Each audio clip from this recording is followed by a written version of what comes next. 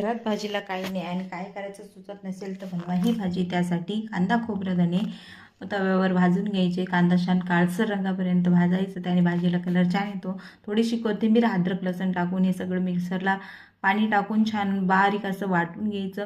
त्यानंतर कढईत तेल गरम करायला ठेवून हा मसाला जो आहे तो तेल सुटेपर्यंत परतून घ्यायचा।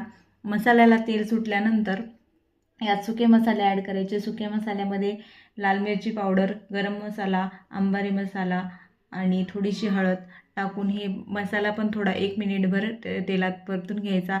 नंतर यात पाणी सोडायचं। ही जे आमटी आपली ती छान उकळू द्यायची।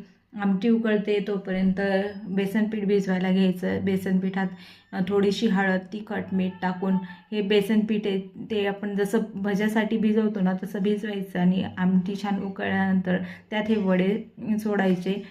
असा हा माझा डुबुक वडा करून तयार आहे। तुम्ही या भाजीला काय म्हणतात मला नक्की कमेंट करून सांगा आणि याआधी तुम्ही कधी ही भाजी खाल्ली का ते पण मला सांगा।